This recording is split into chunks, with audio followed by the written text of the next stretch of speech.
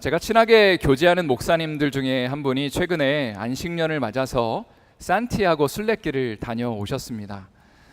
참고로 이 순례길은 총 9개의 루트가 있는데 이 목사님은 그 중에 가장 유명한 루트, 그러니까 프랑스의 남서부 지방에서 출발해서 스페인의 산티아고 성당까지 가는 800km 정도 되는 여정의 길을 선택하셨습니다. 얼마나 걸으셨는지를 여쭤보니까 35일 동안 매일 평균적으로 3만 보에서 4만 보를 매일 걸었고요. 그리고 하루에 20km에서 30km를 또 걸었다라고 말씀을 하셨습니다. 길을 걷다 보면 한국 사람들을 많이 만난다고 하죠. 그리고 또 순례자 숙소에서 대화를 하다 보면 이 목사님이 또 인상이 굉장히 좋으시고 친절하시거든요. 그러니까 사람들이 묻는다는 거죠. 혹시 뭐 하시는 분이세요? 그럼 그때 제가 목사입니다 라고 이야기를 하면 좀 사람들이 놀라면서 이제 좀 목사님을 대하는 태도가 조금 더 공손해지는 것을 느꼈다고 합니다. 목사님의 나이는 40대 후반이신데 아무래도 젊은 사람들, 20대, 30대 젊은이들보다는 걸음이 늦게 되잖아요. 그러면 이제 출발을 같이 해도 순례자 숙소에 도착할 때는 젊은 사람들이 먼저 도착해 있는 거죠. 그러니까 목사님이 좀 늦게 돌아가면 이 젊은 사람들 가운데 대장 같은 사람이 그 젊은 한국 사람들을 깨운다는 거예요. 얘들아, 목사님 오셨다, 일어나라 하면서 이제 깨우면 그때부터 밥도 먹고 상담도 해주고 교제를 나누는 그런 귀한 시간을 가졌다고 합니다. 사실 저나 여러분이나 나중에 기회가 된다면 이 산티아고 순례길을 나도 꼭 한번 걸어보고 싶다라는 그런 생각을 하실 겁니다. 근데 제가 이 철로 역정 설교를 준비하는 가운데 하나님이 이런 감동을 주셨습니다. 우리가 순례의 길을 떠나지 않아도 우리는 이미 이 땅 가운데 하나님 나라를 향해 나가는 순례자라는 사실입니다. 그래서 옆에 있는 분들에게 다시 한번 인사하실 때에 당신은 순례자입니다. 한번 인사하겠습니다. 당신은 순례자입니다. 오늘 말씀의 제목은 순례의 3가지 키워드입니다. 철로 역정에서 크리스찬이라는 주인공이 죄악의 도성을 떠나서 이제 좁은 문으로 향해 나아가고 있는데 이 장면을 묵상하면서 3가지 중요한 순례의 키워드를 여러분과 함께 나누고 싶습니다.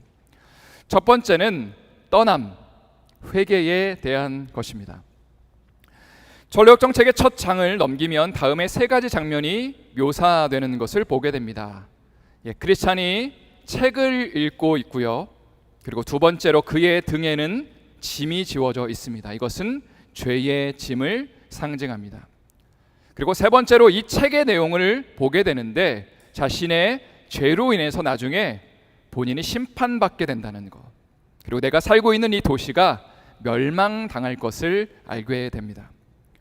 그리고 전도자 에벤젤리스트라는 사람을 만나게 되고 그의 말을 따라서 멸망의 도시를 떠나서 이제 순례의 길을 가는 것이죠. 그런데 지난주에 제가 이런 질문을 드렸습니다. 전도자는 지금 죄의 문제로 인해 고민하는 크리스찬에게 예수님 믿으시면 됩니다 라고 이야기하지 않고 2가지를 이야기했죠. 첫 번째는 당신이 살고 있는 이 도시를 떠나십시오. 그리고 두 번째는 좁은 문으로 나아가라라는 2가지 권고를 하게 되는데 왜 예수님 믿으라는 얘기를 처음부터 하지 않았을까라는 질문을 드렸습니다. 이런 질문을 가지고 오늘 본문의 말씀 마가복음 1장 14절과 15절의 말씀을 우리 다시 한번 힘차게 읽어보기를 원합니다. 힘차게 읽겠습니다. 시작.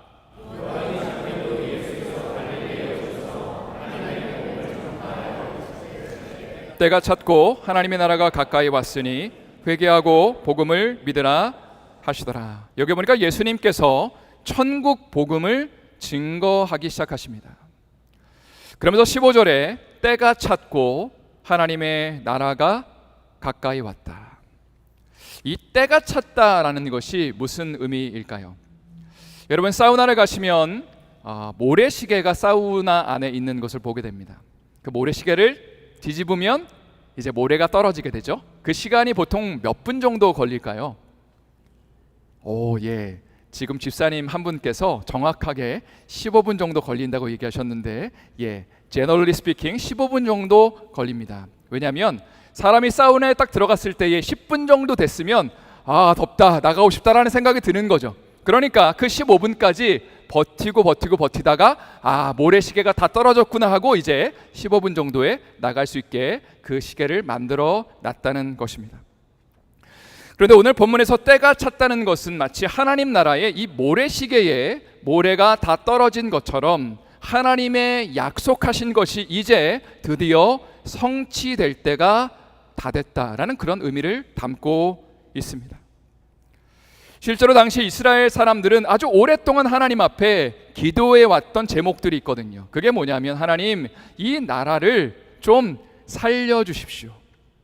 지금 다른 나라에 의해서 이 다스림을 받고 있는, 그리고 주권을 빼앗긴 이 나라를 하나님 좀 구원해 주십시오 라는 기도를 몇 년 동안 해왔냐면 무려 600년 이상을 해왔습니다. 그러니까 기가 막힌 거죠. 나라가 멸망당하고 난 다음에 주권을 회복한 지가 너무 오래된 거죠. 그래서 사람들이 하나님께 우리를 좀 구원해달라고 계속 기도할 때에 하나님은 선지자들을 보내셔서 이렇게 말씀하십니다. 내가 때가 되면 메시아를 보내주겠다. 내가 구원자를 보내주겠다. 그리고 오늘 본문에서 드디어 예수님이 이렇게 선포하시고 계십니다. The time is fulfilled. 때가 찼다. 하나님의 약속이 이제 성취될 때가 되었다라고 말씀하시는 거죠.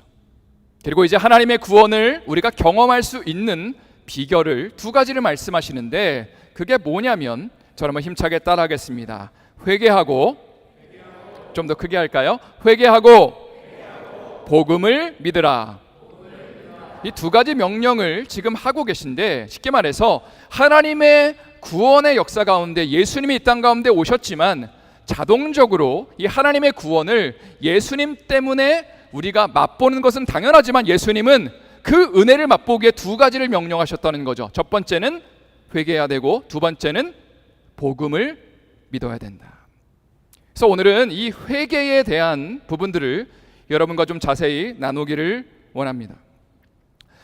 제가 지난주에 감동적인 영상 하나를 봤는데, 한 흑인 아빠가 어린 아기를 자전거에 태우고 이 생후 6개월부터 만 2살이 될 때까지 매일 자전거로 왔다 갔다 하면서 아이와 대화하는 그런 영상을 보았습니다. 아기는 조망만한 손을 가지고 6개월 때부터 탔으니까요, 세상을 바라보면서 Dad, fire truck 이렇게 말하기도 하고, 또 하늘에 있는 비행기를 보면서 Dad, airplane 이렇게 말하기도 합니다. 그리고 시간이 좀 지나면서 문장이 또 길어지게 되죠.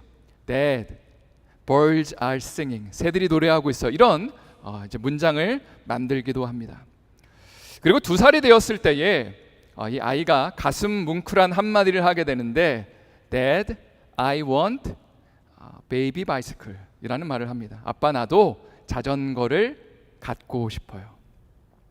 아빠가 이야기를 듣고 무슨 생각이 들었을까요? 그래, 너도 이제 다 컸구나. 이제 자전거를 너 스스로 탈 때가 됐구나 라고 생각을 하게 됩니다. 제가 이 영상을 보면서 하나님과 인간의 관계에 대한 또 묵상을 하게 되었습니다. 그러니까 하나님은 우리를 로봇가 아니라 스스로 생각하고 말을 하고 판단하고 결정할 수 있는 존재로 우리를 만드셨죠. 그리고 우리가 하나님을 향해서 하나님, 저도 자전거를 갖고 싶어요 라고 이야기했을 때에 그것을 하나님은 존중해 주시고 우리가 그 자전거를 탈 수 있도록 허락해 주셨습니다. 문제가 있었죠. 그런데 인간이 혼자 자전거를 타고 하나님을 완전히 떠나기로 결정하는 겁니다. 하나님과 함께하는 그 기쁨과 영광과 어떤 그 사랑의 관계를 떠나서 이제는 나 혼자 살게요, 저 하나님 필요 없어요 라고 이야기하고 자기의 길을 걸어가는 것을 성경은 죄라고 정의하고 있죠. 그래서 하나님은 우리에게 그 죄에서 돌이키라고, 리턴하라고, 돌아오라고 하나님께 그렇게 우리에게 촉구하고 계시는 겁니다. 사실 오늘 본문을 해석하는 아주 중요한 키포인트는 지금 예수님의 이 말씀, 회개하고 복음을 믿으라 라는 말씀을 듣고 있는 대상은 하나님을 이미 믿고 있는 이스라엘 백성들이라는 겁니다. 그러니까 저나 여러분처럼 하나님을 예배하는 사람들, 하나님을 믿는다고 말하는 사람들, 하나님을 사랑한다고 말하는 사람들을 향해서 회개해야 된다라고 지금 도전하고 있는 거죠. 돌이켜야 된다, 돌아서야 된다라고 이야기를 하고 있는 겁니다. 왜 이런 회개의 메시지를 예수님은 전하셨을까요? 왜냐하면 우리가 겉으로는 하나님을 예배한다고 말하지만 실제 삶 가운데는 내가 주인 되어 사는 삶, 내가 왕 되어 사는 삶, 그리고 내 스스로 행복을 추구하는 모습이 있기 때문에 그렇습니다. 한번 저와 여러분의 모습을 좀 돌아봤으면 좋겠습니다. 하나님을 예배한다고 말하지만 정말 내 삶 가운데 주님을 왕으로 모시고 주님을 주인으로 모시고 살아가는 그런 고백들이 있는지 한번 저는 묻고 싶습니다. 실제로 우리의 삶을 돌아본다면 돈이나 성공이나 안락함이나 외모나 타인의 평판 같은 것들에 목숨을 걸 때가 많이 있습니다. 끊임없이 나와 다른 사람들을 비교합니다. 눈에 보이는 소유나 사회적 지위나 성취를 기준으로 우리 스스로의 가치를 판단합니다. 누군가를 시기하고 미워하고 질투하고 이기적으로 이 땅을 살아가죠. 그러니까 우리가 하나님을 예배하는 모습이 있다 하더라도 실상은 세상 사람들과 우리는 별반 다를 바 없이 살아가고 있는 것이죠. 이런 모습을 주님이 알고 계셨기 때문에 오늘 본문 15절에서 예수님이 이렇게 전하시는 거죠. 회개하고 복음을 믿으라. 너가 지금 걸어가고 있는 그 길에서 돌이켜서 리턴해서 복음을 믿으라고 우리에게 말씀하고 계시는 겁니다. 그리고 이 세상에 추구하는 가치관을 내려놓고 하나님이 예배하신 천국을 향해 순례길을 떠나는 것이 바로 오늘 본문에서 예수님이 말씀하시는 회개의 정의라고 할 수 있습니다.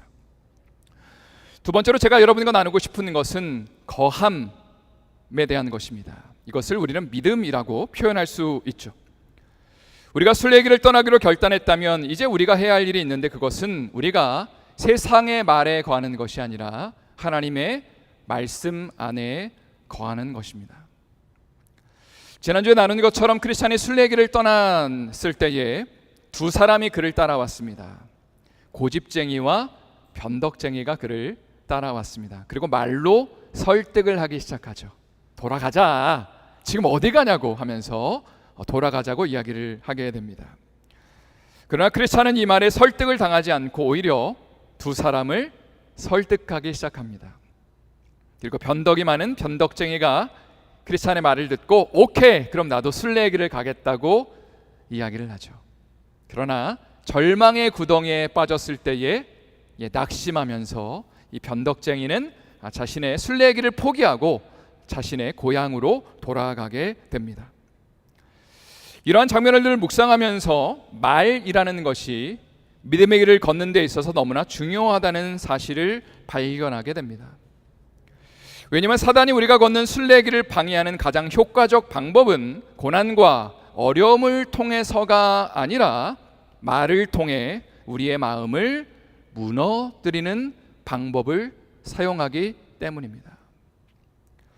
가령 누군가의 섭섭한 말들, 또 원망하며 시기하며 질투하는 말들, 염려나 걱정이나 근심하는 말들이 우리의 마음을 병들게 만듭니다. 만약 우리가 세상 사람들의 말들을 마음에 담기 시작한다면 우리는 믿음의 길을 금방 포기할 겁니다. 순례의 길을 금방 포기할 겁니다. 그러나 우리의 마음 가운데 하나님의 말씀이 담겨져 있다면 우리는 끝까지 이 길을 걸어갈 수 있게 되는 것이죠. 제가 몇 주 전에 시카고 선교를 다녀왔는데 텐트촌이라는 곳을 방문하였습니다. 이 텐트촌이라는 것은 집을 짓고 사는 곳이 아니라 노숙인들이 텐트를 치고 사는 곳입니다. 근데 이야기를 들어보니까 이 텐트를 치고 사는 사람들이 이것도 자기 재산이라고 생각하기 때문에 이 텐트를 떠나는 게 쉽지 않다는 거예요. 여기를 떠나면 그러면 다른 사람이 와서 이 텐트를 망가뜨릴 수 있고 물건을 가져갈 수 있잖아요. 그러니까 이 사람들이 텐트 밖을 나오는 것은 어려운 일이라는 이야기를 들었습니다. 그리고 실제로 저희가 텐트톤에 가서 사람을 만나는 것은 쉽지가 않았습니다. 그래서 어쩔 수 없이 노숙인 쉘터로 또 가게 됐는데 거기에 타미란 친구를 만나게 됐습니다. 대화를 하는 가운데 질문을 했어요. 너 예수님 믿니? 그때 이 타미가 뭐라고 대답했을까요? 믿어 라고 대답을 하더라고요. 그래서 너무 신기해서 너 교회는 다니니? 뭐라고 그랬을까요? 안 다녀.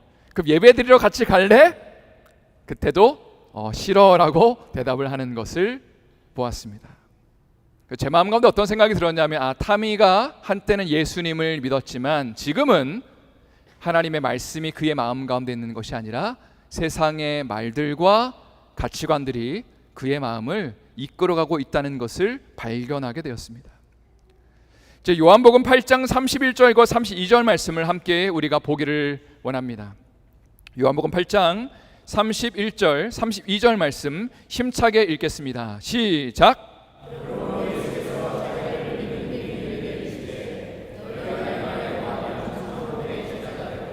진리를 알지니 진리가 너희를 자유롭게 하리라. 여기 보니까 31절에 예수님은 자기를 믿은 유대인들에게 말씀하시죠. 예수님의 말씀을 듣고 감동을 받고 은혜 받은, 그리고 예수님을 좀 따르고 싶은 그런 의지가 있는 자기를 믿은 유대인들에게 지금 도전하고 계십니다. 그런데 예수님은 너희가 나를 믿는 것만으로 부족하고 뭐라고 도전하시냐면 너희가 뭐래요? 내 말에 거해야 된다. 너희가 그냥 감동받고 은혜 받는 것으로는 부족하고 내가 하는 이 말들 가운데 거할 때에 그 말씀이 너희를 자유케 할 것이다. 그리고 그 말씀이 너희를 진리로 인도할 것이다 라고 예수님은 도전하고 계십니다. 실제로 요한복음 8장에 보면 지금 예수님을 믿은 유대인들은 조금 있다가 예수님이 하시는 말씀 가운데 그 말씀에 마음에 들지 않아서 예수님을 돌로 치려하였다. 그리고 예수님을 떠나가는 것을 보게 됩니다.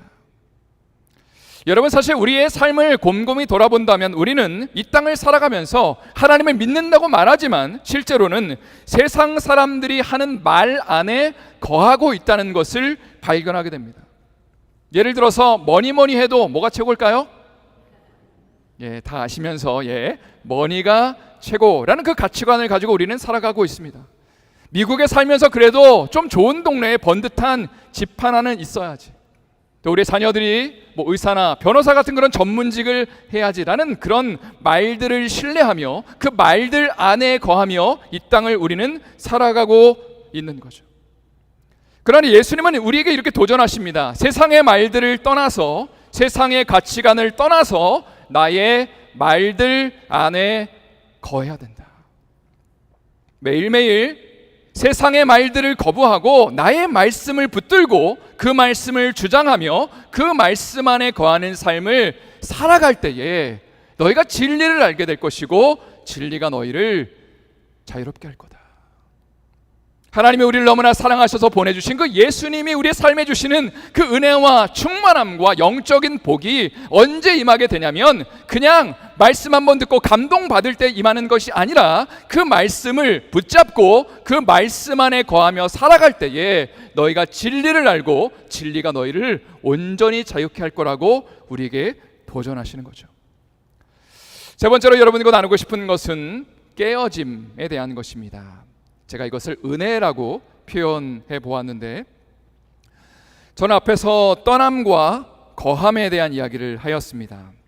쉽게 말해 세상에 추구하는 가치관을 우리는 떠나야 되고 이것을 회개라고 표현할 수 있습니다. repentance.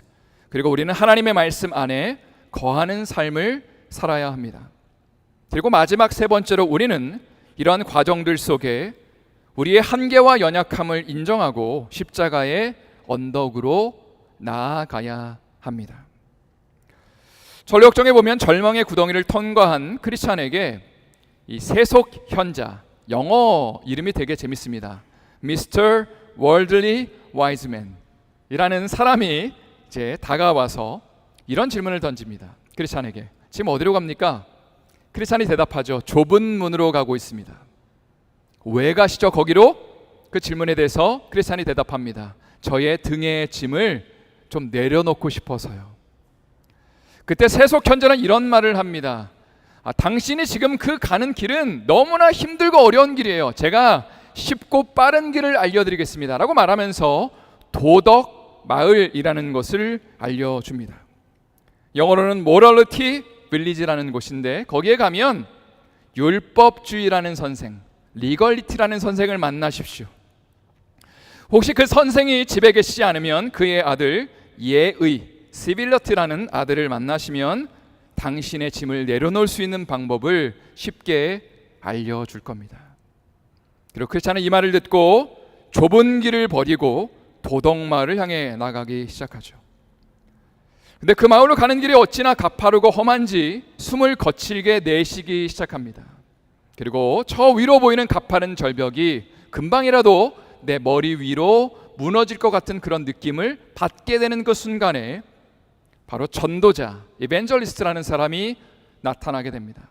처음에 그에게 나타나서 좁은 길로 가라고 이야기했던 그 전도자가 다시 크리스찬에게 말을 거는 거죠. 그리고 그를 책망합니다.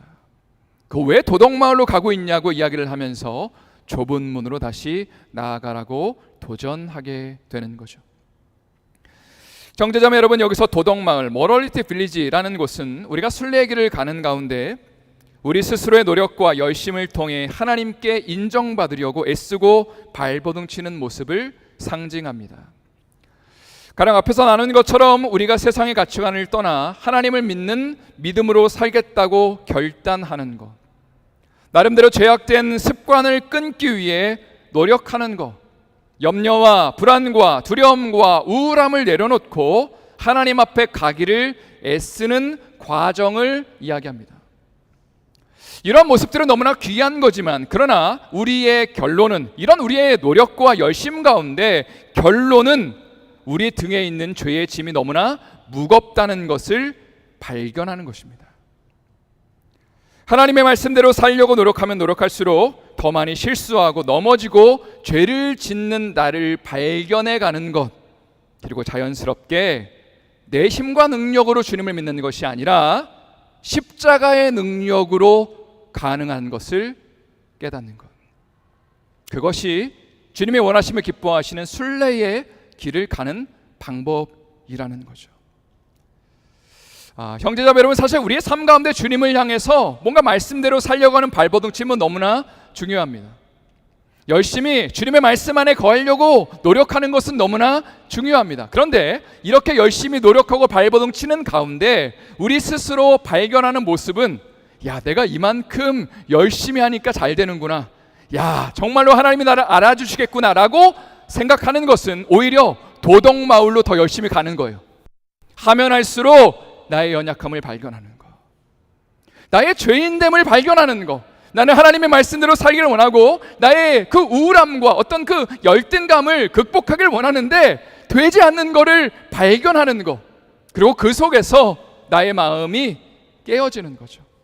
그리고 거기서 예수 그리스도의 십자가 앞에 서서 예수님이 아니면 나는 아무것도 아닙니다, 주님 나를 위해서 죽으시고 나를 위해서 피 흘려주신 그 은혜와 사랑 때문에 내가 무엇인가를 해서 주님 앞에 가는 것이 아니라 은혜 가운데 하나님 앞에 나갈 수 있습니다 라고 고백하는 것이 바로 순례의 길에 깨닫게 되는 그 은혜와 영광이라는 것입니다.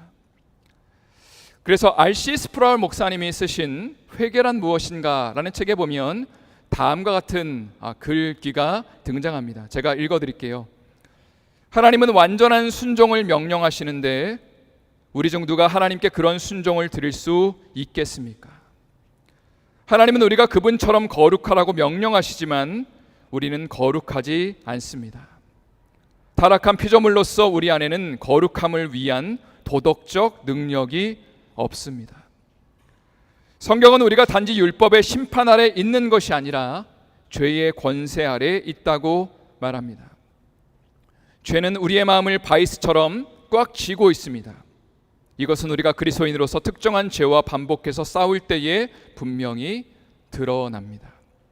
이 맨 마지막 두 문장이 중요합니다. 죄가 우리의 마음을 바이스처럼 꽉 쥐고 있는 게 언제 더 분명해지냐? 특정한 죄를 반복적으로 지을 때가 아니라 죄와 싸우기 시작할 때 더욱 분명하게 드러난다. 그러니까 내가 죄 가운데 거하면서 내 마음대로 살 때는 죄가 우리를 얽어매고 있는 것이 드러나는 것이 아니라 오히려 죄로부터 떠나려고 발버둥 칠 때에 죄가 우리를 옥죄고 있다는 것이 드러나게 된다는 거죠.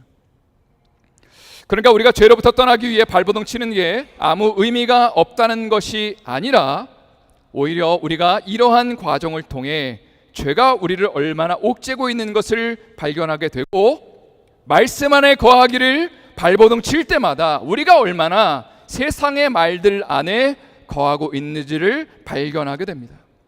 그리고 여기서의 결론은 우리의 삶에 십자가의 은혜가 필요하다는 것을 아는 거죠. 하나님, 나는 정말로 주님이 은혜 주시지 않으면 아무것도 할 수 없습니다라는 그 깨달음이 바로 죄와 발버둥 치는 그 현장 가운데 일어나게 되더라는 거죠. 그러나 세상의 가치관으로부터 떠남이 없는 신앙, 그리고 말씀 안에 거하지 않는 신앙은 결과적으로 예수님을 믿는다고 말해도 실제로는 예수님을 필요로 하지 않는 삶을 맛보게 되는 것입니다.